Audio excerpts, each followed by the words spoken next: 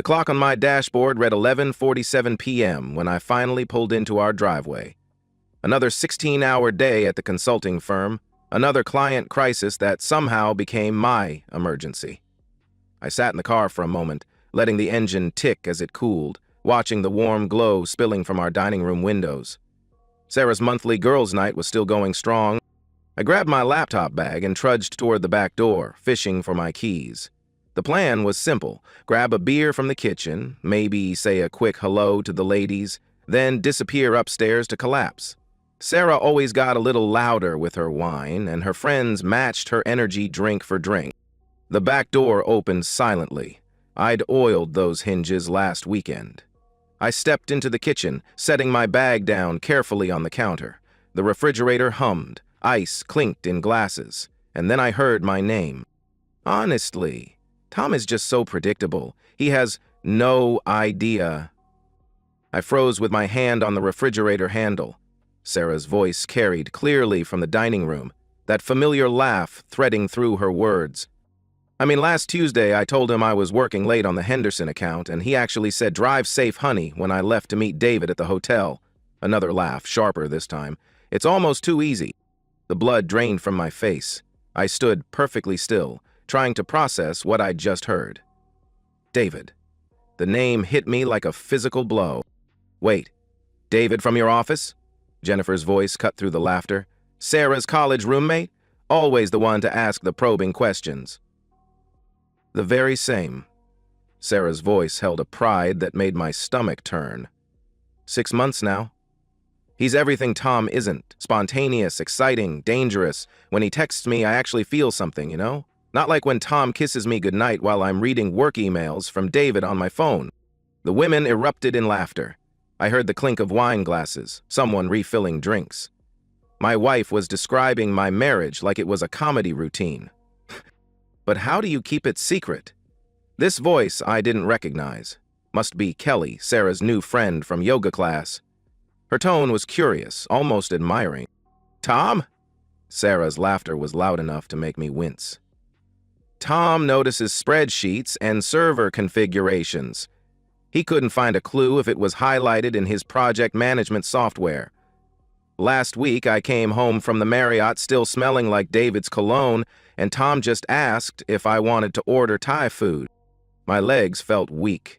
I leaned against the kitchen counter, my mind racing. 6 months.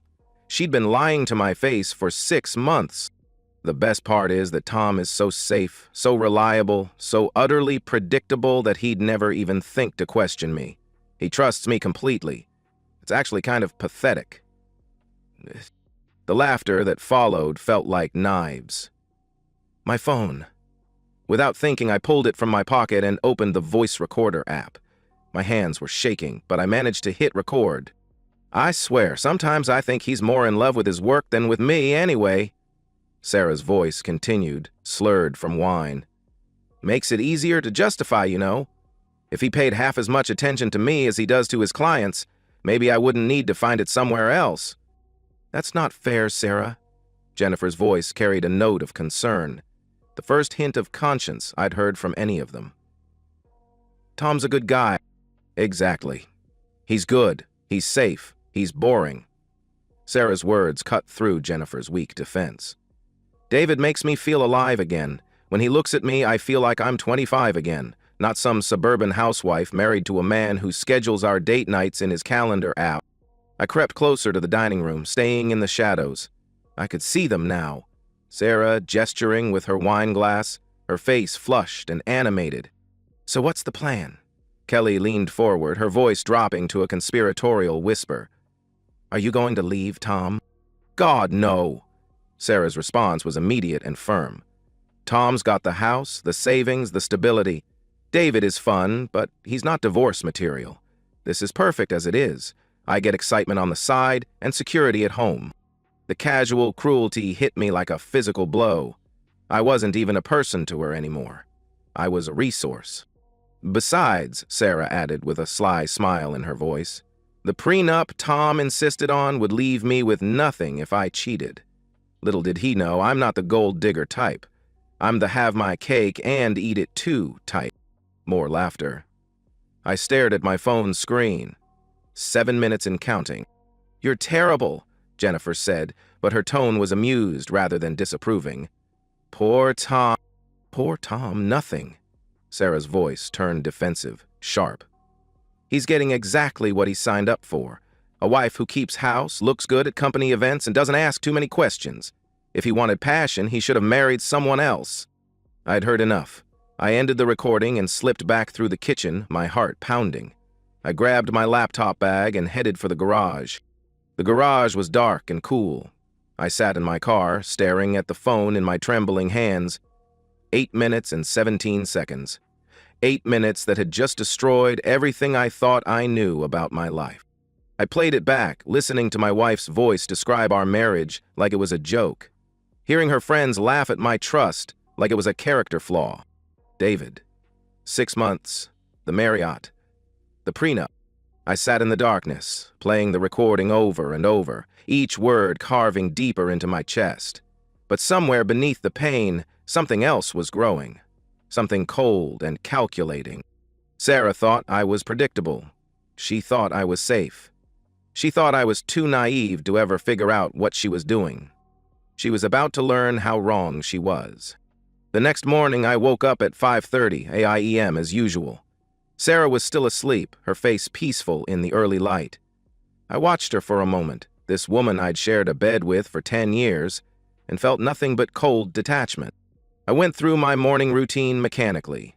When Sarah stumbled downstairs in her robe, I kissed her forehead and asked how girls' night went. "Oh, you know how it is." She poured herself coffee, not meeting my eyes. "Just catching up. Venting about work stuff." The lie came so easily, I nodded sympathetically and told her I'd be working late again. "I'll probably grab dinner with the team. Don't wait up." "Okay, honey, I might have to work late too, actually." She sipped her coffee, still not looking at me. "The Henderson account is heating up again." I almost laughed. Instead, I kissed her goodbye and headed to the office, my mind already working through what I needed to do. The first step was confirming what I'd heard. I had access to our family phone plan through my work account. It took me less than 10 minutes to pull up 6 months of call and text logs. The pattern was obvious once I knew what to look for. Starting in January, Sarah's phone showed regular communication with a number I didn't recognize.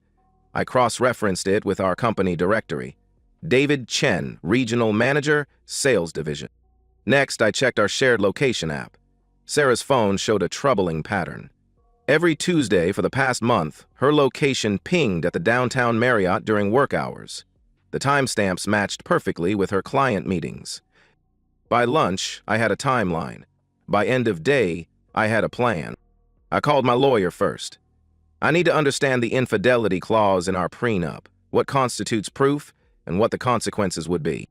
"The clause is ironclad," David Brennan said carefully. "If either party commits adultery, they forfeit all rights to marital property. But you'd need substantial proof, documentation, photos, hotel records, multiple witnesses." I thanked him and hung up. Then I called the private investigator he'd recommended. Rita Valdez, a former police detective who specialized in infidelity cases. "I need documentation," I told her when we met that evening. "Complete, court-ready documentation." Rita listened to my recording without comment, then reviewed the evidence I'd compiled. "This is good work," she said finally.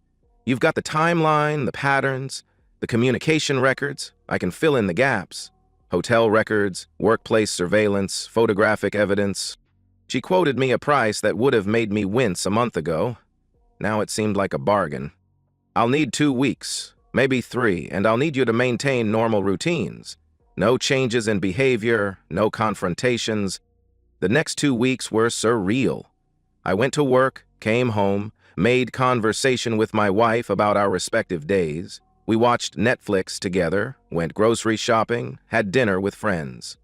Sarah complained about David being demanding at work. The irony wasn't lost on me. Meanwhile, Rita's reports arrived daily. Hotel security footage showing Sarah and David entering and leaving together. Credit card records showing lunches at romantic restaurants. Workplace colleagues confirming their suspicious behavior during business meetings. The most damning evidence came from social media. Rita had found David's Facebook profile and traced his activity.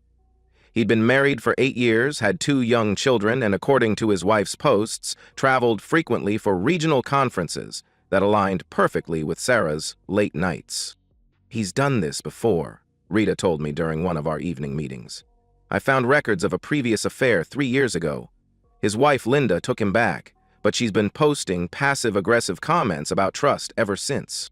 "Does she know about Sarah?" "Not yet, but she suspects something." I stared at the photos Rita had spread across the table. My wife laughing with another man. My wife kissing another man. My wife walking into a hotel with another man while I was at home, wondering why she seemed distant. "There's something else," Rita continued. "They've been using the same room for months. Room 237. Always Tuesday afternoons, always for exactly 3 hours. The methodical nature of it somehow made it worse. This wasn't spontaneous. This was calculated, ongoing deception with schedules and patterns." "I have everything you need," Rita said. "What do you want to do with it?" I gathered the photos and documents into a neat folder. "I want to destroy them both, completely, simultaneously, and I want them to know it was me." Rita smiled for the first time since I'd met her. "Now you're talking my language." The plan we developed was elegant in its simplicity. I would confront Sarah on our anniversary, exactly 1 month from the night I'd overheard her confession.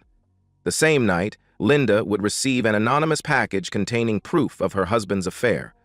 But it didn't take blood. It was the weekend after we confessed. "The key is simultaneous destruction," Rita explained.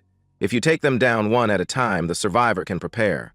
But if you hit them both at once, they're too busy dealing with their own damage to help each other." I spent the weekend reviewing everything. The evidence was overwhelming. Photos, recordings, hotel records, witness testimony. Under our prenup, Sarah would lose everything. On Sunday night, I made dinner reservations at Chez Laurent, the French restaurant where I'd proposed to Sarah 10 years ago. The same corner table where she'd said yes with tears in her eyes. It seemed like the perfect place to end what had started there. The reservation was for 7:00 p.m. on Friday, exactly 10 years to the day since I'd proposed to Sarah at Chez Laurent. I'd told her it was a surprise celebration of our anniversary, and she'd seemed genuinely excited, the kind of excitement that would have warmed my heart a month ago. Now it just felt like another lie in a marriage built on deception. I spent the week making final preparations. The lawyer had reviewed everything and confirmed that the evidence package would void our prenup and protect me from litigation. Rita had compiled 2 identical folders, one for Sarah, one for David's wife, Linda. The coordination with Linda had been delicate. Rita had made initial contact through an encrypted email, explaining that I was the husband of the woman having an affair with her husband. The response had been immediate and heartbreaking. "I knew something was wrong," Linda had written back. "David has been different for months. Secretive, distant, always working late. I found a hotel key card in his pocket last month.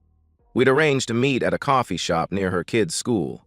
Linda was younger than I'd expected, maybe 35, with tired eyes and nervous energy. I just need to know." Her hands shook as she held her coffee. "I need to know if I'm crazy or if my instincts are right." I'd shown her one photo, Sarah and David entering the Marriott together. Linda had stared at it for a long moment, then started crying. "I'm sorry," I'd said, and meant it. "No." She wiped her eyes, voice stronger now. "I'm glad someone finally told me the truth." We'd agreed that she would receive her evidence package at exactly 6:00 p.m. on Friday, 1 hour before my dinner with Sarah. That would give her time to process everything and confront David before he could coordinate with Sarah. "I want him to suffer," Linda had said. "I want him to lose everything, just like I'm about to lose everything." I understood the feeling completely. Friday morning, I went for a run to calm my nerves. Today was the day I'd been planning for 3 weeks. Today, 2 marriages would end and 2 cheaters would face consequences. Sarah was making coffee when I returned, smiling in her silk robe. "Someone's up early," she said, kissing my cheek. "Excited about tonight?" "You could say that." I toweled off my face. I'd been looking forward to this for weeks. Me too. It's been too long since we had a proper date night. She paused, studying my face. You seem different lately. More focused. I felt a chill of panic. Had I been too obvious? Just work stuff, I said casually. The Peterson account is finally wrapping up. She accepted the explanation with a nod. Tonight should be fun, just the two of us. No distractions. No distractions. The irony would have been funny if it weren't so painful.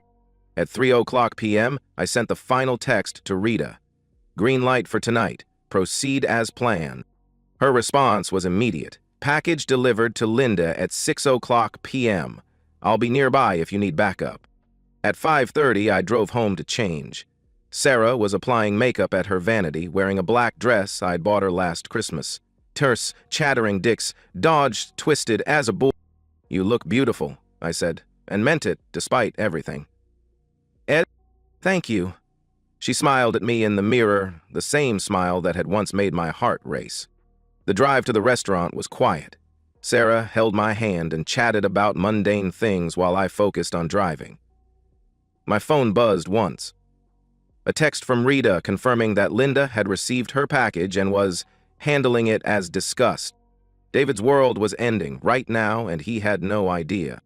Chaise Laurent looked exactly as I remembered. The same intimate lighting, the same corner table where I'd proposed.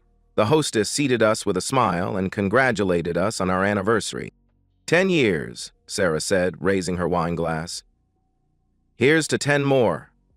I clinked my glass against hers. To truth. She laughed, oblivious to the weight of my words. That's an odd toast, but I'll take it. We ordered dinner and made small talk. Sarah seemed relaxed and happy, occasionally reaching across the table to touch my hand. If I didn't know better, I'd think she was genuinely enjoying our anniversary dinner. My phone buzzed, a text from an unknown number. It's Linda, confronting him now. Thank you for giving me the strength to do this. I excused myself to use the restroom and called Rita. How's it going? Perfect timing. Are you ready? I'm in the parking lot. The second package is in my car, whenever you're ready. I returned to the table as our entrees arrived. Sarah was cutting into her salmon, describing a funny incident with a client. She looked beautiful and animated and completely unaware that her world was about to collapse. Sarah, I said, pulling the manila envelope from my jacket pocket. I have something for you. She looked up, curious. What is it? Open it. She set down her fork and opened the envelope. Her face went through confusion, recognition, and finally, horror. The first photo showed her and David entering the Marriott. The second showed them kissing in the elevator. The third showed them leaving 3 hours later, her hair disheveled. Tom, she whispered, her face going pale. I can... Keep looking, I said calmly. The rest was devastating. Hotel records, credit card statements, screenshots of text messages. But the worst part was the transcript of that first night. The recording of her laughing about how easy it was to deceive me. Sarah's hands shook as she read her own words. Around us, other diners continued their meals, unaware that a marriage was disintegrating at table 12. How did you... she started. I came home early that night, I said, cutting her off. I heard everything. She looked up at me, tears streaming. Tom, please. I can explain. No need, I said, taking a sip of wine. It's all very clear. Her phone buzzed. She glanced at it and went even paler. It's David, having the same conversation with his wife right now, I finished. Linda received an identical package an hour ago. Sarah stared at me like she'd never seen me before. You coordinated this. I did. The anniversary dinner, the same restaurant. Seemed appropriate, I interrupted. The place where we started should be the place where we end. She was crying openly now. Tom, please, I made a mistake. We can fix this. I pulled out our prenuptial agreement, the infidelity clause highlighted in yellow. According to this document you signed, adultery voids all your rights to marital property. You'll leave with your personal belongings. That's it. I love you, Tom. I've always loved you. If you'd loved me, you wouldn't have been David Chen for 6 months. Sarah flinched as if I'd slapped her. I stood up and placed money on the table. I'll be staying at a hotel tonight. Divorce papers will be served Monday. Tom, wait. But I was already walking away, leaving her sobbing at the table where we'd once promised to love each other forever. The text from Sarah came at 6:47 a.m. on Saturday. Tom, please, we need to talk. I'm sorry. I love you. I deleted it without responding and went for a run around the hotel fitness center. I'd slept better than I had in weeks. The weight of deception finally lifted from my shoulders. By 9:00 a.m., my phone was buzzing constantly. Sarah's friends from girls' night had clearly heard the news. Jennifer called 3 times before I finally answered. Tom, what the hell happened? Sarah called me, crying hysterically. At midnight, you tell me, Jennifer. You were there when she bragged about the affair. Silence. Then, I didn't know you knew about that. I know about everything. The recording, the hotel, the lies, all of it. Look, I tried to tell her it was wrong. You tried to tell her? You laughed, Jennifer. You all laughed at how easy it was to deceive me. She hung up. Within an hour, Kelly and 2 other friends had blocked my number. Good. I was tired of pretending to like people who saw my marriage as entertainment. Rita called at noon with updates. David spent the night at his brother's place. Linda changed the locks and filed a restraining order. He's been calling Sarah's phone nonstop, but she's not picking up. What about work? Lydia sent copies of everything to HR this morning. David is suspended pending investigation. Apparently, this isn't the first time he's been involved with a subordinate. I felt a grim satisfaction. Both of them were learning that actions have consequences. The divorce papers were served to Sarah's office on Monday morning. Her lawyer called mine within an hour. Your client is being unreasonable, my lawyer David told me over lunch. Sarah wants to negotiate. What's to negotiate? The prenup is clear? He's claiming emotional distress, says she wasn't thinking clearly when she signed it. She seemed to be thinking clearly when she was planning hotel meetings with her lover. David smiled. That's essentially what I told her attorney. The evidence is overwhelming, Tom. She has no leverage. The next few weeks were a blur of legal proceedings and logistics. I found a new apartment across town, hired movers, and started separating our financial accounts. Sarah tried to reach me through friends, through work, through anyone who might carry a message. The message was always the same. She was sorry. She wanted to work things out. She'd made a terrible mistake. Too little, too late. The most satisfying moment came 3 weeks after the confrontation. I was at a coffee shop when Linda walked in. She looked different. Stronger somehow. More confident. Tom, she said, approaching my table. I hoped I'd run into you. How are you doing? Better than I expected, she said, sitting down. The divorce is moving quickly. David is desperate to avoid a trial, so he's agreeing to everything my lawyer demands. And the kids? They're resilient. They know Daddy moved out because he made bad choices. They don't need to know the detail. I admired her strength. I'm sorry you had to go through this. Don't be. You gave me the truth. That's more than anyone else did. She paused. Have you heard from Sarah? She's been trying to contact me. I'm not interested in talking. Good. They don't deserve second chances. We talked for another hour. Linda was going back to school, pursuing the nursing degree she'd abandoned when the kids were born. She seemed genuinely excited about her future. I should thank you, she said as we prepared to leave. I feel like I'm finally free to be myself again. I understood the feeling. The final court date was set for a Tuesday morning in May. Sarah looked different, thinner, older, wearing a conservative suit that couldn't hide the stress of the past 2 months. She tried to make eye contact with me across the courtroom, but I kept my focus on the judge. The proceedings were swift. Our prenup was upheld, the evidence of adultery was accepted without challenge, and the divorce was granted with prejudice. Sarah received no spousal support, no claim to our house, no access to our savings. She left with her personal belongings and half of our credit card debt. I'm sorry, she whispered to me as we left the courthouse. I'm so sorry, Tom. I looked at her. For a long moment, this woman who'd shared my bed for 10 years, who'd promised to love and honor me, who'd laughed at my trust with her friends. I know you are, I said, but sorry doesn't change anything. It was the last time we spoke. 6 months later, I sat in my new apartment, reading a text from Sarah. Tom, I know you don't want to hear from me, but I'm struggling. I lost my job, I can't afford my rent. Could you please help me? I know I don't deserve it, but I'm desperate. I stared at the message for a long time, my thumb hovering over the keyboard. Part of me, the part that had loved her for 12 years, wanted to respond. But the larger part of me, the part that had been forged in betrayal and tempered by months of calculated revenge, felt nothing but cold indifference. I deleted the message and poured myself a glass of wine. My new life was smaller but more honest. The apartment was downtown with floor-to-ceiling windows and a city skyline view. I'd furnished it with clean, modern pieces that bore no resemblance to the traditional home I'd shared with Sarah. Work had become my refuge.